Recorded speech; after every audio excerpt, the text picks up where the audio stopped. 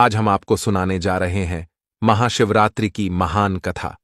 दोस्तों, एक समय की बात है, समस्त ऋषिगण वेद व्यास जी के पास आते हैं और उन्हें प्रणाम करके पूछने लगते हैं, हे महर्षि व्यास जी, आज हम आपके पास महाशिवरात्रि का महात्म्य सुनने के उद्देश्य से आए हैं।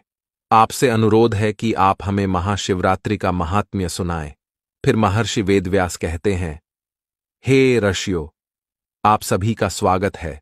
आज आपने संसार के कल्याण के उद्देश्य से उत्तम महात्म्य को सुनने की इच्छा प्रकट की है। इस महात्म्य को सुनने मात्र से कोटि कोटि पाप भस्म हो जाते हैं। इस महात्म्य का श्रवण करने वाला कभी दरिद्री नहीं रहता है, उसकी समस्त मनोकामनाएं पूर्ण होती हैं। आप सभी ऋषियों के आग्रह पर आज मैं आप सभी को महाशिवरात्रि का महात्म्य सुनाना आरंभ करता हूं, इसीलिए आप इसे ध्यानपूर्वक पूरा जरूर सुने। फिर समस्त ऋषिगण महर्षि वेदव्यास जी को सुनने लगते हैं। वेदव्यास जी कहते हैं, हे ऋषियों, इस विषय में एक निषाद का प्राचीन इतिहास सुनाता हूं जो समस्त पापों का नाश करने वाला है। पूर्व काल की बात है, मध्य देश के वन में एक भील निवास करता था। उसका नाम गुरुद्रुह था। उसका कुटुंब बड़ा था। उस भील का स्वभाव अत्यंत क्रूर था और वह स्वभाव के अनुसार क्रूरता के काम भी किया करता था। वह प्रतिदिन वन में जाकर मृगों को तथा अन्य पशुओं को मारता था और अनेक स्थानों पर चोरी किया करता था। उसने बचपन से ही कोई शुभ कर्म नहीं किए थे। इस प्रकार से पाप कर्म करते हुए उसे वन में निवास करते हुए उस दुरात्मा भील को बहुत समय बीत गया। तदनंतर महाशिवरात्रि के व्रत का दिन आ गया, किंतु वह दुष्ट भील वन में निवास करता था, इसीलिए वह इस व्रत के बारे में नहीं जानता था। उसी दिन उसके माता पिता और पत्नी भूख से पीड़ित होकर उससे याचना करने लगे, हे वनेचर, हम बहुत भूखे हैं, हमारे लिए भोजन का प्रबंध करो। उनके द्वारा इस प्रकार से याचना करने पर वह भील तुरंत ही अपना धनुष्य निकालकर शिकार करने के लिए चला गया। उस दिन उसने दिन भर शिकार की खोज की। उसे न कोई हिरण दिखा और न कोई खरगोश। वह दिन भर हाथ में धनुष्य लेकर घूमता रहा, लेकिन उसे भोजन की प्राप्ति नहीं हुई और फिर सूर्यास्त का समय हो गया। वह सोचने लगा, आज तो कोई शिकार नहीं मिला।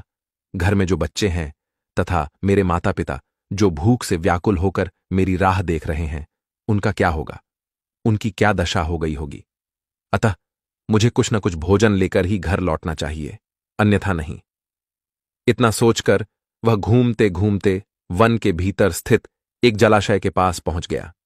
वह जलाशय के समीप खड़ा होकर सोचने लगा, कोई न कोई प्राणी पानी पीने के लिए इस तालाब के पास जरूर आएगा, उसी को मारकर मैं घर ले जाऊंगा। ऐसा निश्चय करके वह एक बेल के पेड़ पर चढ़कर अपने साथ जल लेकर बैठ गया। वहां बैठकर वह राह देखने लगा। उसके मन में यही चिंता थी कि कब कोई प्राणी पानी पीने के लिए आएगा और कब मैं उसे मारूंगा। अपने शिकार की प्रतीक्षा करते हुए वह भूख प्यास से पीड़ित होकर उसी पेड़ पर बैठा रहा। रात्रि के पहले प्रहर में उस स्थान पर एक हिरनी आ गई, जो चकित होकर जोर जोर से चौकड़ी भर रही थी। उस हिरनी को तालाब के पास आता देखकर भील को बड़ा आनंद हुआ और उसने तुरंत ही हिरनी को मारने के लिए अपना धनुष्य निकाला। ऐसा करते हुए उसके हाथ के धक्के से पास में रखे लोटे से थोड़ा सा जल और कुछ बेल पत्र नीचे गिर पड़े। उस वृक्ष के नीचे एक प्राचीन शिवलिंग था। वह बेल पत्र और जल उस शिवलिंग पर गिर पड़े। जल और बिल्व पत्र के शिवलिंग पर गिरने से उस भील की पहले प्रहर की पूजा संपन्न हो गई, जिससे अनजाने में ही उस भील के समस्त पाप तत्काल नष्ट हो गए। पेड़ पर हुई खड़खड़ाहट की आवाज से वह हिरनी सतर्क हो गई और उसने ऊपर देखा तो पेड़ पर वह भील अपने हाथ में तीर कमान लेकर बैठा हुआ था। उस भील को निशाना लगाते हुए देखते ही वह हिरनी व्याकुल हो गई और उस भील से बोलने लगी, हे व्याध, रुक जाओ, कृपया मेरा शिकार मत करना। उस हिरनी की बात सुनकर वह भील कहने लगा, हे मृगिनी, आज मेरे घर के लोग भूखे हैं, इसीलिए मैं तुम्हें मारकर उनकी भूख मिटाऊंगा। उस भील के ऐसे वचन सुनकर वह हिरनी अत्यंत दुखी हो गई और सोचने लगी, अब मैं क्या करूं? इस भील से खुद की रक्षा कैसे करूं? ऐसा विचार करके उस हिरनी ने कहा, हे भील भाई, मेरा मांस खाने से यदि तुम्हारे घर के लोगों की भूख मिटती है तो ठीक है, तुम मेरा शिकार अवश्य कर लेना। किंतु मेरी बात सुनो, इस समय मेरे सभी बच्चे भूखे हैं, मैं आखिरी बार उनके दर्शन करना चाहती हूँ। मैं अपने बच्चों को अपनी बहन और स्वामी के पास सौंपकर शीघ्रता से लौट आऊंगी। हे व्याध, तुम मेरी इस बात को झूठ मत समझना। मैं तुम्हारे पास लौट अवश्य आऊंगी, इस पर संशय मत करना। क्योंकि सत्य पर ही धरती टिकी हुई है, सत्य से ही समुद्र अपनी मर्यादा में स्थित है, इसीलिए मैं सत्य का ही पालन करूंगी। उस हिरनी के द्वारा ऐसा कहने पर भी उस भीड़ ने उसकी बात नहीं मानी और उस पर निशाना लगाया। तब उस हिरनी ने अत्यंत भयभीत होकर पुनः इस प्रकार से कहना आरंभ किया। हे व्याध, सुनो, मैं तुम्हारे सामने शपथ खाती हूँ, मैं अवश्य लौट कर आऊंगी।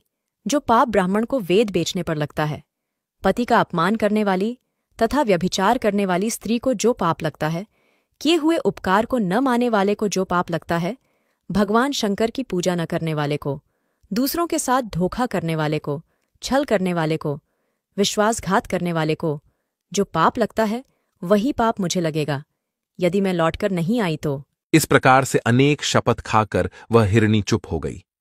उस हिरनी के ऐसे वचन सुनकर उस व्याध को उस पर विश्वास हो गया और वह कहने लगा, हे मृगिनी, ठीक है, अब तुम अपने बच्चों से मिलने के लिए जाओ और जल्दी लौटकर वापस आ जाओ। फिर वह हिरनी बड़े हर्ष के साथ पानी पीकर अपने बच्चों से मिलने के लिए चली गई। इतने में ही रात का पहला प्रहर भील के द्वारा जागते ही जागते बीत गया। फिर अचानक उस स्थान पर उस हिरनी की बहन उसे खोजते खोजते उस तालाब के पास आ गई। उसे देखते ही उस भील ने तुरंत अपना धनुष्य निकाला और उस हिरनी की बहन को निशाना बनाया। ऐसा करते ही फिर से पहले की तरह ही बिल्व पत्र और जल नीचे स्थित शिवलिंग पर जा गिरा। उस भील के द्वारा दूसरे प्रहर की भी पूजा संपन्न हो गई। फिर पेड़ के ऊपर से आवाज आते ही उस हिरनी की बहन ने ऊपर देखा तो वह भील बैठा हुआ था। उसे देखते ही वह हिरनी की बहन बोलने लगी, हे वनेचर, रुक जाओ, ये क्या कर रहे हो? भील ने पहले की तरह ही उत्तर दिया, मैं अपने परिवार की भूख मिटाने के लिए तेरा शिकार कर रहा हूं। यह सुनकर वह मृगिनी बोलने लगी, हे व्याध, मेरी बात सुनो। मैं धन्य हूं, मेरा जीवन सफल हो गया, क्योंकि मेरे इस शरीर को खाने से किसी की तृप्ति हो रही है। परंतु तुम मुझे अभी मत मारना। घर पर मेरे छोटे छोटे बच्चे हैं, इसीलिए तुम मुझे एक बार जाने दो। मैं मेरे बच्चों को अपने स्वामी और बहन के पास सौंपकर तुरंत ही लौट आऊंगी। फिर वह भील कहने लगा, मुझे तुम्हारी बात पर विश्वास नहीं है, मैं तेरा शिकार अवश्य करूंगा। पहले ही मैं एक शिकार खो चुका हूं। यह बात सुनकर वह हिरनी भगवान विष्णु की शपथ खाकर कहने लगी, हे व्याध, मैं जो कहती हूं उसे ध्यान से सुनो। यदि मैं लौटकर न आऊं तो मेरा सारा पुण्य नष्ट हो जाए, क्योंकि जो वचन देकर तोड़ देता है उसके पुण्य नष्ट हो जाते हैं। जो पुरुष अपनी पत्नी को त्याग कर दूसरी स्त्री के पास जाता है, जो भगवान विष्णु का भक्त होकर भी शिव जी की निंदा करता है, जो अपने माता पिता का श्राद्ध नहीं करता, ऐसे लोगों को जो पाप लगता है वही पाप मुझे लगे यदि मैं लौटकर न आई तो। उस मृगिणी की बात सुनकर उस भील को बड़ी दया आ गई और वह कहने लगा, हे मृगिणी, ठीक है, तुम जाओ और शीघ्रता से लौट कर आओ। फिर वह हिरनी की बहन भी जल पीकर अपने बच्चों से मिलने के लिए चली गई। इतने में ही रात का दूसरा प्रहार जागते जागते ही उस भील ने बीता दिया। फिर रात्रि के तीसरे प्रहर का आरंभ हुआ। वह उन दोनों हिरनियों के लौटने का इंतजार करने लगा, लेकिन उन दोनों में से कोई भी नहीं आई। फिर उसने देखा कि एक हिरण उस मार्ग से आ रहा है। वह बड़ा ही हृष्टपुष्ट था। उस हिरण को देखते ही भील को बड़ा हर्ष हुआ और उसने धनुष्य पर तीर चढ़ाया और निशाना लगाया। ऐसा करते समय फिर से थोड़ा सा जल और बिल्व पत्र नीचे शिवलिंग पर गिर पड़े। उससे भगवान शिव की तीसरे प्रहर की भी पूजा संपन्न हो गई। पेड़ के ऊपर से पत्तों की आवाज आते ही उस हिरण ने ऊपर की ओर देखा तो वह भील पेड़ पर बैठा हुआ था। उस भील को देखते ही वह हिरण घबरा गया और बोलने लगा, हे व्याध, क्या कर रहे हो? रुक जाओ। भील कहने लगा, मैं अपने परिवार के लिए भोजन की तलाश में हूं, इसीलिए अब मैं तुम्हारा शिकार करने जा रहा हूं। भील की बात सुनकर वह हिरण कहने लगा, हे व्याध भाई, अगर तुमने यहां पर आई हुई मेरी दोनों पत्नियों को मार डाला है तो बिना विलंब किए तुम मेरे भी प्राण ले लो, क्योंकि उनके बगैर मैं जीवित नहीं रह सकता। जिस प्रकार से तुम्हारे लिए तुम्हारा परिवार महत्वपूर्ण है, उसी प्रकार से मुझे भी मेरा परिवार अत्यंत प्रिय है। यदि तुमने उन्हें जीवन दान दिया है तो मुझे कुछ समय के लिए जाने दो। मैं अपनी पत्नियों से मिलकर लौटकर वापस आ जाऊंगा। उस हिरण की ऐसी बात सुनकर उस भील को बड़ा विस्मय हुआ। उसके मन में रात भर का सारा घटनाक्रम घूमने लगा। वह हिरण से कहने लगा, हे मृग, तुमसे पहले तुम्हारी दोनों पत्नियां यहां पर आई थीं। वो भी ऐसे ही झूठे वचन कहकर गई है और अभी तक लौटकर नहीं आई है। अभी तुम खुद के प्राण संकट में देखकर झूठ बोलकर चले जाओगे और लौटकर नहीं आओगे। फिर मैं किसका शिकार करूंगा? मेरा परिवार तो भूखा ही मर जाएगा। फिर वह हिरण कहने लगा, हे व्याध भाई, मैं जो कुछ भी कहता हूं उसे ध्यान से सुनो। मुझ में असत्य नहीं है। यह सारा चराचर सत्य से ही टिका हुआ है। जिसके वचन झूठे होते हैं उसका पुण्य उसी क्षण नष्ट हो जाता है। इसीलिए हे भील, तुम मेरी प्रार्थना सुनो। शिवरात्रि में भोजन तथा मैथुन करने से जो पाप लगता है, झूठी गवाही देने से जो पाप लगता है, दूसरों का धन हड़पने से जो पाप लगता है, वही पाप मुझे लगे यदि मैं लौटकर ना आऊं। उस हिरण के ऐसे वचन सुनकर वह भील कहने लगा, हे मृग, ठीक है, तुम जाओ, अपनी पत्नियों से मिलकर शीघ्रता से लौटकर आओ। फिर वह हिरण भी लौटकर अपने घर की तरफ चला गया। अब वह हिरण और उसकी दोनों पत्नियां प्रतिज्ञाबद्ध हो चुके थे। वे तीनों अपने घर पर आकर आपस में बात करने लगे। सबसे पहले हिरणी ने कहा, हे स्वामी, आपके बिना हमारे बच्चे जीवित कैसे रह पाएंगे? सबसे पहले मैंने उस भील को वचन दिया है, इसीलिए केवल मुझे ही उसके पास जाना चाहिए। आप और मेरी बहन दोनों यहीं पर रहे। उसकी बात सुनकर हिरनी की बहन बोलने लगी, हे बहन, मैं तुम्हारी सेविका हूं, इसीलिए आज मुझे ही उस भील के पास जाना चाहिए। तुम यहीं पर रहो। उन दोनों की बात सुनकर वह हिरण बोलने लगा, हे प्रिय, तुम दोनों यहीं पर रुक जाओ और बच्चों का पालन करो। माता के समान बच्चों की रक्षा कोई नहीं कर सकता और बच्चों को माता के दूध की भी आवश्यकता होती है। इसीलिए केवल मुझे ही उस भील के पास जाना चाहिए। अपने पति की इस बात को दोनों हिरनियों ने स्वीकार नहीं किया और वे दोनों अपने पति से कहने लगीं, हे स्वामी, पति के बिना स्त्री का जीवन नष्ट हो जाता है, इसीलिए हम भी आपके साथ चलते हैं। फिर वे तीनों ही अपने बच्चों को सांत्वना देते हैं और पड़ोसियों को सौंपकर उस शिकारी के पास जाने लगते हैं। उन्हें जाते देख उनके बच्चे भी उनके पीछे पीछे जाने लगे। वह भील उसी वृक्ष पर उनकी प्रतीक्षा करते हुए बैठा था। फिर वे सभी हिरण उस स्थान पर पहुंच गए। उन सभी को अपने पास आता हुआ देखकर वह शिकारी बहुत प्रसन्न हुआ और उसने उन सभी को मारने के लिए अपने धनुष्य पर बाण चढ़ाया। ऐसा करते हुए पुनः थोड़ा सा जल और बिल्व पत्र शिवलिंग पर गिर पड़े। इससे उस भील की चौथे प्रहर की पूजा भी संपन्न हो गई। चौथे प्रहर की पूजा होते ही उस भील के समस्त पाप भस्म हो गए। अनजाने में ही उसने महाशिवरात्रि का व्रत पूर्ण कर लिया, जिससे उसको दुर्लभ ज्ञान प्राप्त हुआ। उसका हृदय पाप से मुक्त हो गया और उसके अंदर भगवत शक्ति का वास हो गया। वह सोचने लगा, ये सभी मृग ज्ञानहीन पशु होने पर भी धन्य है, क्योंकि ये सभी अपने शरीर से ही परोपकार में लगे हुए हैं। ये सभी सत्य का पालन करने वाले हैं, किंतु मैं तो महापापी हूं। प्रतिदिन अनेक प्रकार के पाप करके मैंने अपने परिवार का पालन किया है। अब मेरी क्या गति होगी? मैंने जन्म से लेकर अब तक केवल पाप ही किए हैं। मेरे जीवन पर धिक्कार है। इतना सोचकर उस भील ने अपने बाण को रोक लिया और कहने लगा, हे श्रेष्ठ मृगो, मैं तुम्हारी सत्यवाणी से अत्यंत प्रसन्न हूं, इसीलिए अब मैं तुम्हारा शिकार नहीं करूंगा। तुम सभी अपने घर को लौट जाओ।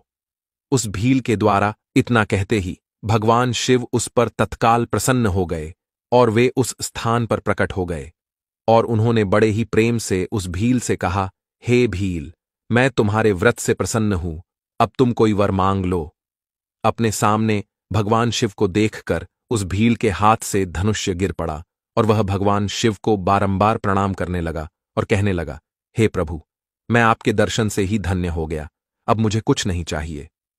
भगवान शिव उस भील से कहने लगे, हे व्याध, आज से तुम श्रृंगवेरपुर में जाकर निवास करो और दिव्य भोगों का उपभोग करो। तुम्हारे वंश की वृद्धि होगी, सभी देवता तुम्हारी प्रशंसा करेंगे। फिर एक दिन भगवान श्री राम तुम्हारे घर पर आएंगे और तुमसे मित्रता करेंगे। तुम उनकी सेवा करके दुर्लभ मोक्ष को प्राप्त करोगे। उसी समय वे सभी मृग भगवान शिव का दर्शन करके मृग योनि से मुक्त हो गए और दिव्य देह धारण करके विमान पर बैठकर दिव्य लोक को चले गए।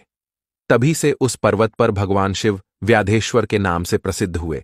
जो दर्शन और पूजन करने पर तत्काल भोग और मोक्ष प्रदान करने वाले हैं। महर्षि व्यास कहने लगे, हे ऋषियों, इस प्रकार से अनजाने में ही महाशिवरात्रि का व्रत करने के कारण उस भील को भगवान शिव की कृपा प्राप्त हुई। संपूर्ण शास्त्रों में महाशिवरात्रि के व्रत को सर्वोत्तम कहा गया है। इस प्रकार से मैंने आप सभी को महाशिवरात्रि के व्रत का महात्म्य सुना दिया है। फिर सभी ऋषि महर्षि व्यास को प्रणाम करने लगे। तो दोस्तों, यह थी महाशिवरात्रि की व्रत कथा। इस कथा को पूरा सुनने के लिए आप सभी का धन्यवाद।